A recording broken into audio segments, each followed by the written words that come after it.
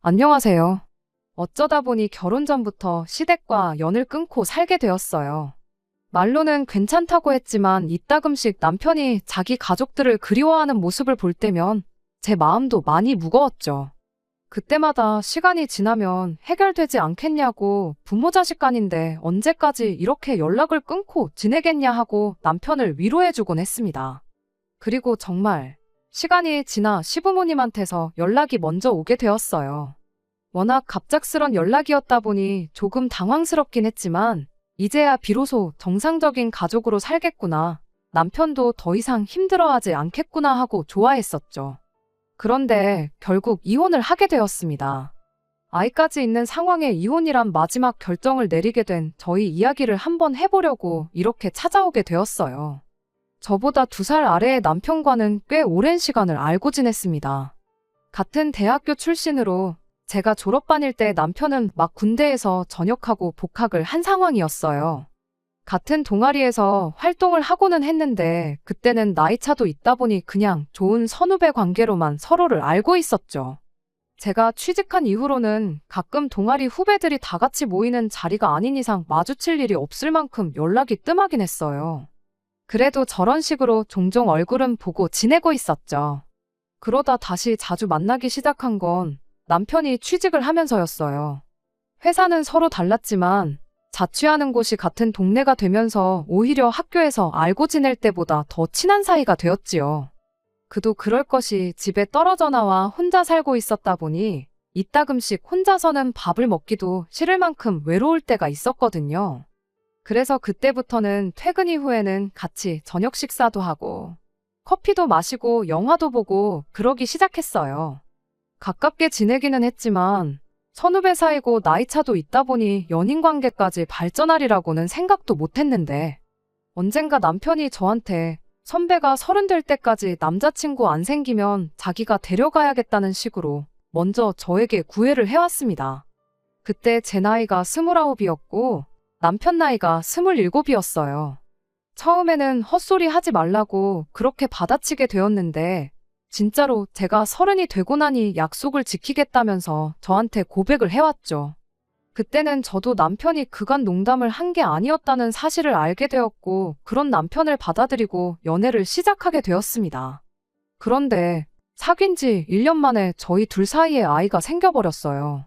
지금이야 세상 그 무엇을 준다고 해도 바꿀 생각이 없을 만큼 세상에 하나밖에 없는 제 보물 같은 존재이지만 그때는 정말이지 눈앞이 깜깜해졌지요. 그런데 오히려 저보다 2살이나 어린 남편이 엄청 든든한 모습을 보여주더라고요. 어차피 시간 문제였던 거라고 자기는 저랑 애초에 결혼할 생각으로 연애를 시작한 거라면서요. 순서만 조금 바뀌었다 뿐이지 우리 인생에 달라지는 거 하나 없으니 자기만 믿으라는 말을 해줬지요. 그 말에 저도 용기를 내서 남편의 청혼을 받아들이게 되었어요. 친정부모님은 많이 놀라는 눈치였지만 뭐 저희가 이제 막 20살 먹은 어린애들도 아니고 각자 직장도 있고 제 앞가림도 하고 있는데 니들만 자신이 있으면 뭐가 문제가 되겠냐며 저희들을 응원해 주셨습니다. 도움이 필요한 게 있으면 뭐든지 말하라고 당신들이 해줄 수 있는 선에서 모든 지원을 해주겠다는 말과 함께요. 정말 든든했죠. 하지만 시댁의 반응은 저희 친정과 정반대였어요. 제가 남편보다 2살이나 많은 걸 알고는 아주 젊고 능력 있는 남편을 데려가려고 작정을 했구나 하면서 제가 일부러 애를 만든 거 아니냐고. 애 들어서는 게 그렇게 쉬운 게 아닌데 어떻게 한 번에 아이가 생길 수 있겠냐 하면서 이 상황이 전부 다 제가 계획을 했던 것처럼 저를 몰아가기 시작했습니다. 저희가 뭐 만난 지 하루 이틀 만에 사고를 친 것도 아니고 저희 부모님 말 맞다나 제 앞가림 못하는 나이에 실수를 한 것도 아닌데 어떻게 할 수도 없는 나이를 가지고 저러니 솔직히 좀 그렇더라고요. 나이가 많아서 멀쩡한 애나 나오겠냐고 눈에 흙이 들어가도 결혼은 절대 못하는 줄 알라고 반대를 하시는데 제가 어쩔 방법이 없었습니다. 결국 저는 최악의 결단까지 내리게 되었고 더 시간에 늦기 전에 병원에 다녀오겠다고 방도 계약 끝나는 대로 다른 곳으로 이사하겠다고 여기까지만 하자고 헤어지자는 말을 했어요. 그때 남편이 저를 붙잡았죠. 헤어지는 건 말도 안 되는 일이고 병원 가는 건 더더욱 안 될 일이라고요. 부모님은 자기가 어떻게든 설득할 테니 자기만 믿고 따라와주면 안 되겠냐며 무릎까지 꿇고 싹싹 비는데 또 그런 모습을 보니까 마음이 그렇지가 않더라고요. 그리고는 그 길로 친정에 가서 친정 부모님께도 몇 번을 빌었습니다. 자기 집에서 결혼을 반대하지만 자기는 저를 행복하게 해줄 자신이 있다고 장인 장모님만이라도 제발 저희 편이 되어주시면 안 되겠냐고요. 친정아버지가 남편의 그런 모습을 엄청 좋게 보셨어요. 당장 시댁에서 반대하는 건 알고 계셨지만 이 정도 배포가 있는 남자면 저를 맡겨도 되겠다는 확신이 드셨답니다. 결혼식을 올리기까지 끝내 시부모님의 허락을 받아내지는 못했어요. 이미 그렇게 될 걸 예상했다 보니 결혼식은 정말 가까운 지인들과 친인척들만 모아놓고 혼주석을 비워둔 채로 조촐하게 치르게 되었고요. 나중에라도 시부모님 마음을 돌려내 멀쩡한 가족의 형태를 이루게 된다면 그때 가서 다시 결혼식을 올리자는 이야기도 나눴죠. 아무튼 그렇게 저희는 결혼을 하게 되었습니다. 저희는 저희 나름대로 최선을 다했어요. 신혼여행을 다녀와서도 시댁에 인사를 드리러 갔지만 니 잘난 줄만 아는 놈들이 여기가 어디라고 찾아왔느냐며 문전박대를 당했죠. 그 이후로 있던 아버님 생신 때나 어버이날이며 명절, 집 앞까지 찾아가도 저희를 집에 들여보내주지 않으셨어요. 아이 출산이 임박했을 때도 연락을 드렸는데 관심도 없는 애새끼 때문에 전화까지 한 거냐며 그 길로 전화를 끊어버리셨죠. 그 이후부터는 육아 문제도 있었고 매번 좋은 이야기 한 번 못 듣고 얼굴조차 안 보여주는 시부모님을 어떻게 해야 되는 건지 도무지 갈피가 잡히지 않았습니다. 꼭 부모님 마음을 돌려놓겠다던 남편도 반년 동안 얼굴 한번 보여주지 않는 시부모님 마음을 돌릴 자신이 없어진 건지 아니면 저처럼 지친 건지 언젠가부턴 마음을 접은 듯 시댁에는 언제 또 가보냐는 제 말에 거기 가봐야 문전박대나 당하지 그런 데를 가서 뭐하냐는 식으로 나오기 시작했어요. 그렇게 결혼 1년을 보내고는 아예 시댁에 대한 마음을 접은 듯 보였고요. 솔직히 말해서 이게 저희가 시부모님하고 좋은 관계를 유지하다가 갑자기 저렇게 된 거면 말을 않겠어요. 시댁이 있건 말건 툭 까놓고 말해서 있어 본 적이 없던 거나 마찬가지인데 저희 사는 데에는 그 어떤 지장을 주지 않았거든요. 말 맞다나 저희한테 뭐 용돈을 요구하는 것도 아니고 저희한테 바라는 거 하나 없이 그냥 꼴도 보기 싫다고 1년 가까운 시간을 저러고 계신 거였어요. 적어도 아들인 남편 연락이라도 받아주고 둘이서만 연락을 주고받고 그랬다면 또 모르겠는데 남편까지 싸잡아서 부모 말에 거역하고 지들 하고 싶은 대로만 하는 후레자식 취급을 하는데 저희가 무슨 방법이 있었겠나요? 그나마 남편이로 형이 한 명 있는데 아주버님과는 이따금씩 연락을 주고받기는 했습니다. 하지만 시부모님 이야기만 나오면 복잡한 일에 자기를 끌어들이지 말라며 저희와 시부모님 사이에 있어서 그 어떤 중간다리 역할을 해주지 않았었어요. 나중 가선 이렇게 연락하는 것도 불편하다며 아주버님 또한 저희 연락을 피하기 시작했죠. 그렇게 시댁 식구들하고는 완전하게 연락이 끊어지게 되어버렸던 겁니다. 아이한테 친할머니, 친할아버지 못 보여주는 게 아쉽다면 아쉬운 상황이었지만 또 저희 친정 부모님께서 아이에게 워낙 큰 사랑을 주시고 지원도 해주셔서 할머니, 할아버지 빈자리 또한 외할머니와 외할아버지가 충분 그 이상으로 메꿔주고 계신 상황이었지요. 그렇게 저희도 점점 시댁에 연락하거나 찾아가 보는 횟수를 줄이기 시작했고 결국엔 저희도 찾아가기는커녕 그 어떤 연락도 안 하는 사이가 돼버린 거예요. 시작할 때 말씀드렸다시피 아예 시댁과 연이 끊기게 되었을 땐 겉으로 괜찮다 했지만 남편이 이따금씩 힘들어하는 모습을 보여주곤 했어요. 그게 부모님에 대한 그리움보다는 섭섭함이 더 컸지요. 이렇게 잘 지내고 잘 살고 있는데 연락조차 하질 않는 부모님이 원망스러웠던 걸 거예요. 저는 도저히 그 마음이 어떤 마음일지 가늠이 되지 않았고 그냥 심심한 위로 몇 마디 건네는 게 전부일 뿐이었습니다. 그런데 그렇게 연 끊고 지내던 시부모님한테 연락이 오건 시댁과 그 어떤 교류조차 하지 않고 모르는 사람처럼 지내기 시작한 지 3년이 지나서 그러니까 저희 아이가 4살이 되던 해였습니다. 그때가 아침 5시 반이었어요. 잠결에 걸려온 전화를 누구한테 걸려온지도 확인 못하고 받았었는데 그게 시어머니였죠. 누군지 확인도 안 하고 무심코 받은 전화였다 보니 졸린 목소리로 여보세요 하고 전화를 받았는데 시어머니가 대번에 전화기로 소리를 빽 지르면서 너는 네 시어머니한테 몇 년 만에 연락이 왔는데 전화 받는 태도가 그게 뭐냐고 호통을 치시더군요. 그때 얼마나 놀랐는지 잠이 싹 달아날 정도였어요. 이따금씩 시어머니와 연락하고 지내는 상상을 하고는 했었는데 막상 이런 식으로 전화가 걸려오니 머릿속이 새하얗게 돼버려서 어떻게 무슨 말을 해야 할지 생각도 안 나더라고요. 그래도 최대한 빨리 정신을 차려서 시어머니한테 그간 별일 없으셨냐고 안부를 먼저 물었죠. 평생 얼굴조차 안 보여주고 전화 한 번 안 받던 분이 이렇게 전화를 해온 걸 보면 분명 무슨 일이 있어도 있겠구나 싶었어요. 그래서 이어 무슨 일 때문에 전화를 주신 거냐 물어봤죠. 그랬더니 시어머니가 냉랭한 투로 시애미가 며느리한테 전화하는데 뭐 허락까지 받고 전화를 해야 하냐며 또 한마디 하시더라고요. 그도 그럴 게 결혼하기 전부터 여지까지 거의 5년 가까운 시간 동안 연락은커녕 얼굴 한번 보여주신 적이 없던 분이 저렇게 말하니 참 할 말이 없대요. 허락받으실 필요 없죠. 아무 때나 하셔도 된다고. 이왕이면 남편 같이 있을 때 전화 주셨으면 참 좋았겠다고 그렇게 말했더니 너는 우리 아들한테 무슨 고생을 시키길래 애가 새벽 5시에 집에 없고 밖에 나가 있는 거냐고 따져 물으시대요. 그런 게 아니고 지금 출장 나가 있어서 그렇다고 대답했더니 그 자식이 출장은 무슨 출장이냐고 그렇게 한마디를 하시더라고요.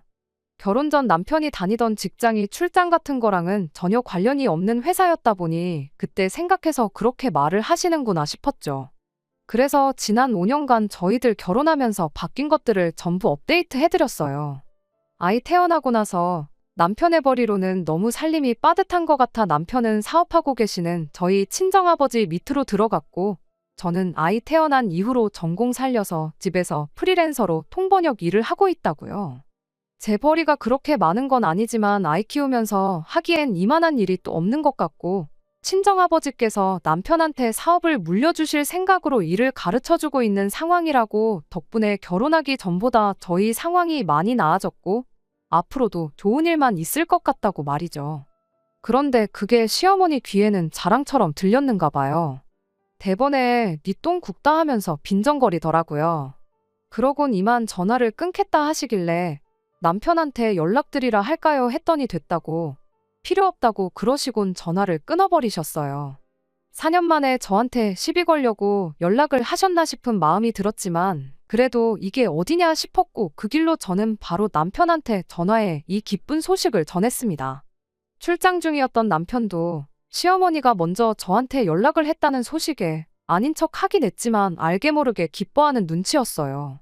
안 그래도 남편이 그날 출장 마치고 집에 돌아와서 저랑 같이 있을 때 다시 시댁에 전화를 드렸는데 또 막상 남편이 전화를 거니 시어머니는 전화를 받지 않으셨지요.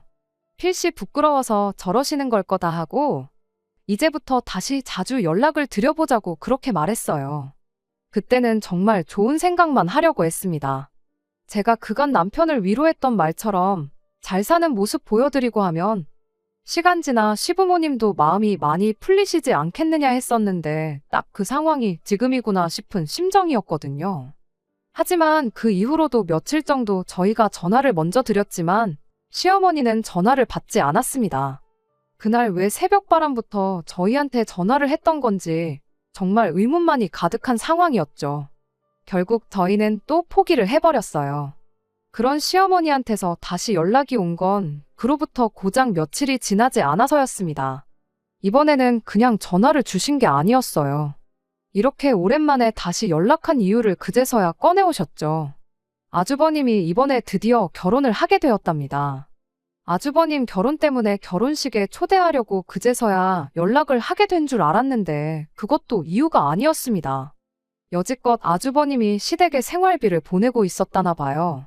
그런데 아주버님이 결혼하면서 이제 더 이상 시부모님 생활비를 보탤 수 없다고 나왔다네요. 이제 아주버님한테 생활비 타먹는 건 글렀으니 저희 보고 내놓으라는 소리였지요.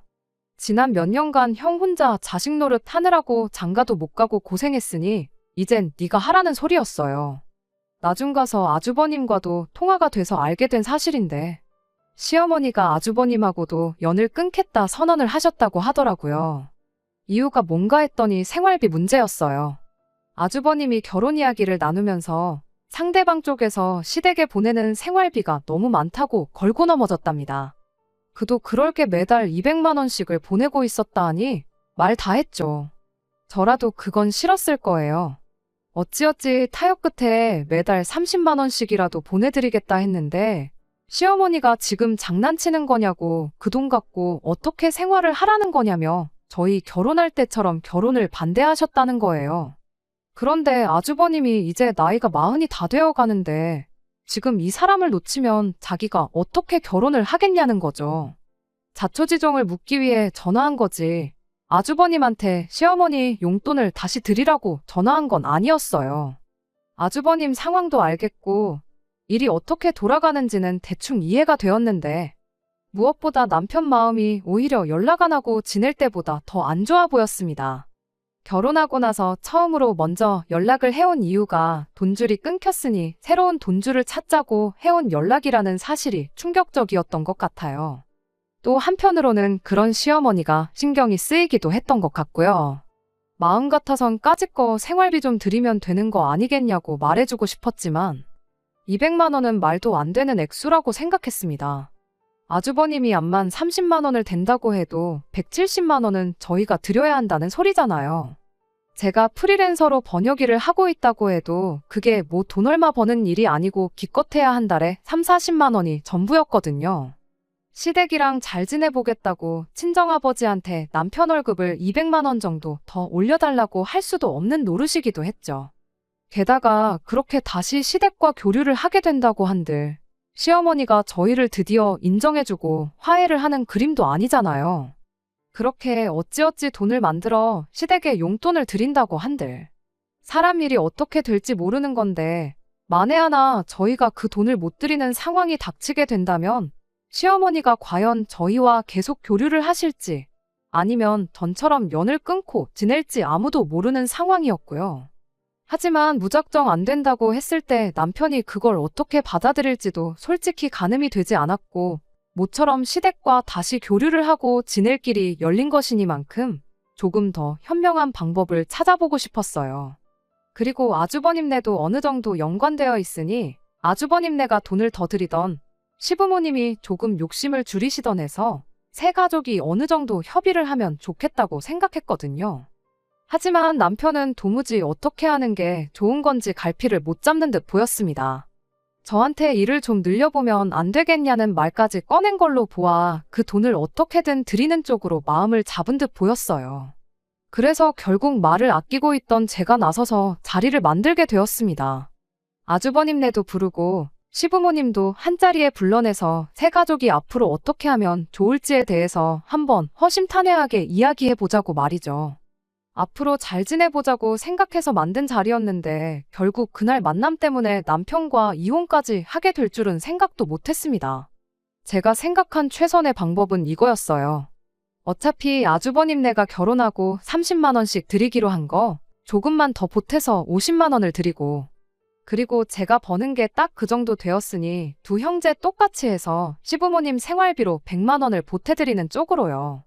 어버이날이나 명절이나 두 분 생신 같은 날도 어련히 100만 원 정도씩 저희가 아쉽지 않게 챙겨드리게 될 텐데 아주버님네도 똑같이 그런 특별한 날 100만 원씩 챙겨드린다면 생활비 드리는 걸 100만 원으로 줄여도 크게 달라지는 게 없잖아요.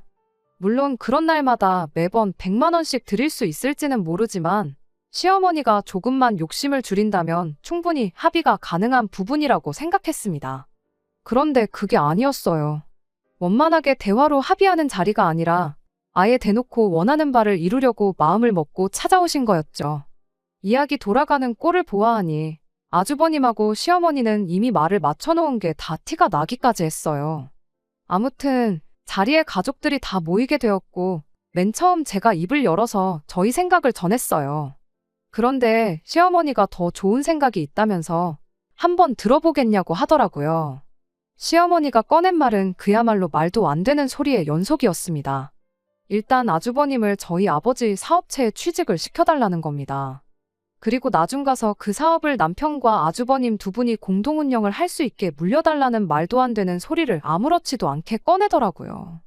그 이유야 뭐 말할 것도 없지요.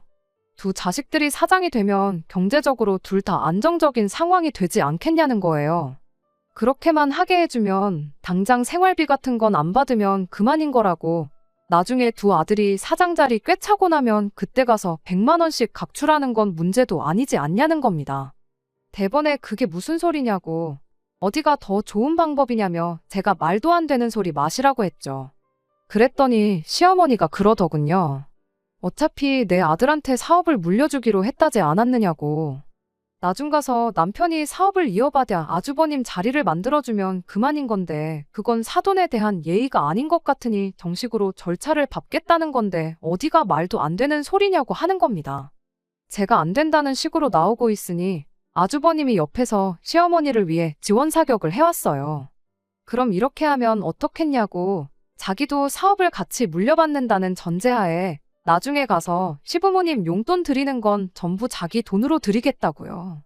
저희 주머니에서 시부모님한테 돈 한 푼 나가는 일 없을 테고, 그리고 솔직히 이날이 때껏 자식돌이는 자기 혼자만 독박 쓰고 있지 않았냐고. 그 정도는 충분히 양보해 줄 수 있는 거 아니냐고 하는 겁니다. 일단 사업주인 친정아버지가 자리에 없는데도 이미 지들이 후계자가 되었다는 듯이 떠드는 것도 어이가 없었고, 선심 써주는 척 말하는 것도 짜증이 나기 시작했습니다. 이러려고 만든 자리가 아니었는데 지들 욕심만 챙기고 있으니 어이가 없더라고요. 그래서 그냥 다 필요 없다 그러고 그렇게 할 일은 없으니 제 제안대로 두 자식들한테 50만 원씩 생활비 받으실 생각 아니면 그냥 여지껏 살던 대로 저희들 없는 자식, 없는 며느리 인셈치고 지내시라고 했어요.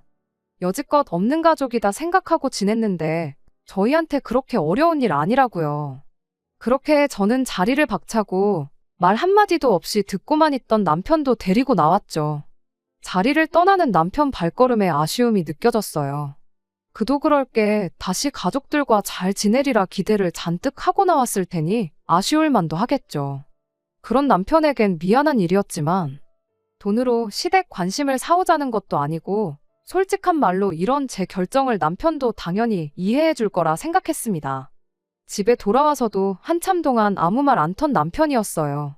상황이 그랬다 보니 많이 심란하겠구나 싶었는데 한참 지나 남편이 입을 열었고 그때 남편이 꺼내온 말 한마디에 부부싸움까지 하게 되고 결국 남편과 이혼까지 하게 되었습니다. 남편이 시어머니 말이 틀린 게 뭐가 있냐고 먼저 시어머니를 두둔하고 나왔으니까요. 어차피 장인어른은 시간 지나면 은퇴하실 분이고 자기가 그 자리를 물려받게 될 텐데 그때 가서 내가 형님한테 부사장 자리 넘기면 그만인 거 아니냐는 소리를 하는 거 아니겠어요? 애초에 자기는 혼자 힘으로 사업을 굴릴 깜냥이 안 된다고.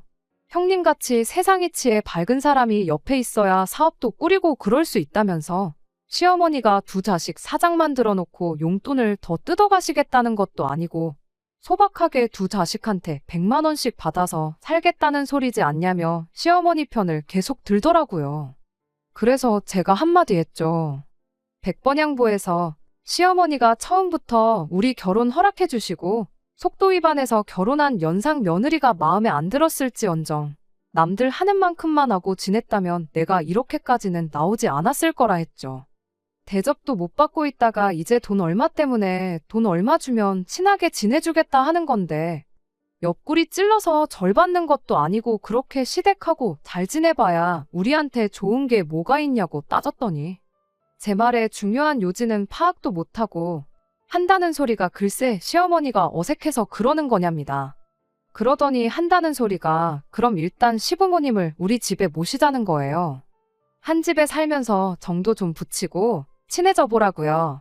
그렇게 몇 달 살아보고도 우리 어머니가 당신을 싫어하는데 돈 때문에 억지로 친한 척 하는 거라고 느껴지면 그때 가서 다시 이야기해 보자고요. 반대하는 결혼을 억지로 했으면 이 정도는 당연히 감당해야 하는 거 아니겠냐는 소리를 하는데 여지껏 세상 둘도 없는 남편으로서 잘 살다가 갑자기 사람이 눈이 돌아서 똥오줌 못 가리는 꼴을 보니 어이가 없었어요. 그래도 이때까지만 해도 이혼까지 하리라고는 생각을 못했습니다.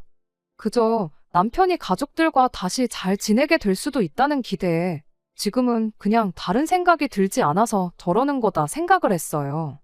한두 달 정도 기다리면서 천천히 생각하다 보면 자기가 잘못 생각했다는 걸 깨닫고 다른 대안이나마 찾아내지 않겠냐는 게 제 생각이었죠. 그런데 한두 달이나 기다릴 것도 없었습니다. 제가 달리 시부모를 모시자는 말도 시어머니 제안대로 하자는 말도 안 하고 있으니 남편이 지 혼자 몸이 달았나 봐요. 그 길로 저희 아버지한테 가서 지 형 일할 자리를 내줄 수 있냐고 부탁을 했었다네요. 처음엔 저희 아버지도 평소에 말도 안 되는 부탁을 했던 적 없는 남편이다 보니 아주버님이 무슨 지금 직장도 없고 먹고 살 길이 없어서 그런 부탁을 하는 줄 알고 긍정적으로 자리를 하나 만들어주려고 하셨대요. 그런데 남편이 거기서 그치지 않고 시어머니 생각을 그대로 저희 아버지한테 전해버린 겁니다. 그걸로 모자라 자기가 혼자서는 사업을 이끌어갈 깜냥이 안 되니 아주버님 도움이 꼭 필요하다는 소리까지 했는가 봐요. 자초지종을 다 눈치챈 친정아버지가 어떻게든 우리 딸 행복하게 만들어주겠다고 했을 때 배포가 있는 놈인 줄 알았는데 알고 보니 똥된장도 구분 못하는 머저리였다고. 당신이 사람을 아주 잘못 봤다고 아주버님 자리고 나발이고 내 회사에 너 같은 놈이 일할 자리도 없으니 당장 나가라고 남편을 회사에서 쫓아내신 겁니다. 게다가 아버지가 그 길로 저까지 친정집으로 부르셨어요. 당장 애 데리고 집으로 오라고 저런 놈하고 살아서 뭐 하겠냐며 당신이 재혼 자리든 뭐든 알아봐 줄 테니 친정재산 시댁에 통째로 넘기려는 놈하고는 상종도 하지 말라면서요. 사실 저희 친정아버지가 저렇게 독하게 행동하신 데에는 이유가 있어요. 제가 나서서 남편을 강하게 휘어잡을 수 없다는 걸 아셨기에 그 역할을 대신 해주셨던 거죠. 저한테 맡겼다간 남편이 원하던 두 가지 중에 못해도 하나는 들어주겠거니 싶으셔서 그렇게 강하게 나가셨던 거예요. 그런데도 남편은 정신 못 차리고 저희에게 바닥에 바닥을 보여줬습니다. 아주버님 문제나 시어머니 모시고 사는 문제를 포기하는 척 이야기를 하더니 끝에 가서 그럼 자기가 사장이 되면 그때부터 시어머니한테 용돈 200만 원은 드리면 안 되겠냐네요. 끝까지 정신 못 차리는 사람 더 설득해서 뭐 하겠어요. 결국 아버지는 남편을 진짜로 회사에서 쫓아내게 되었고 그렇게 저희는 이혼까지 하게 되었습니다. 이혼하는 날 남편한테 이렇게 말했어요. 그래도 이제 소원대로 부모님 모시고 자식 노릇 할 수 있게 되었으니 당신이 원하는 것 중 하나는 이룬 거 아니겠냐고요. 두 가지 다 못 들어주는 나랑 사는 것보다 나랑 이혼해서 하나라도 이루는 게 어디냐고. 이런 결정을 내린 나를 너무 원망말라고요. 그렇게 남편과는 영원히 이별을 하게 되었습니다. 아이도 많이 자랐다 보니 아이는 그냥 유치원에 보내기로 하고 아버지 회사는 제가 물려받기로 했어요. 당장 일을 배워야 할 건 산더미지만 그동안 애 키우면서 집에서만 있었는데 다시 회사 나가고 사람들과 교류하고 그러니 이혼해서 그런 것도 있겠지만 새 인생 새 출발을 하는 기분입니다. 사족이긴 하지만 이야기 하나를 덧붙이자면 아주버님도 끝내 결혼 못하고 파혼을 했다네요. 아닌 게 아니라 제가 온 가족들 한자리에 불러 모았던 그날 저한테 동서가 될 뻔했던 형님이 아주 저희 시댁 식구들 보고 질려버렸다는 거예요. 그 와중에 용돈 200만 원씩 드리겠다고 나오는 아주버님 보니 지금이야 용돈 조금 덜 드리겠다고 하지만 결혼하고 나서 말 바꿀 게 100%라는 확신이 들었단 거죠. 그때 한 번 만난 게 전부라서 연락처는 없었지만 연락 닿을 방법만 있다면 참 현명한 결정 내렸다고 한마디 해주고 싶을 정도였습니다. 이렇게 되고 나니 시어머니도 두 아들 자식들도 전부 소원을 성취한 거 아닌가 싶은 생각이 들어요. 지난 5년 동안 효도 못한 거 이제 엄마 곁에서 실컷 할 수 있게 된 남편이며 다시 시어머니한테 용돈 200만 원씩 보내줄 수 있게 된 아주버님. 그리고 두 자식 품에 끼고 효도받으면서 노후 걱정 없이 살게 된 시어머니까지. 물론 남편은 아이가 다 클 때까지 저한테 양육비를 보내야 하겠지만 뭐가 걱정이겠어요. 아주버님이 대신 돈줄을 담당하고 남편은 마음으로만 효도하면 될 텐데 말이에요. 저는 비록 이혼녀 딱지까지 달고 아이까지 혼자 키우게 되었지만 전 남편이 소원 성취하고 행복하게 살게 되었는데 멀리서나마 평생 그 집구석 탈출하지 않고 부모 곁에서 효도하며 살라고 있는 힘껏 응원해줄 생각이에요. 끝까지 들어주셔서 감사합니다. 오늘의 사연은 여기까지입니다. 구독과 좋아요, 알람 설정 부탁드리고 더 좋은 사연으로 다시 찾아뵙겠습니다. 감사합니다.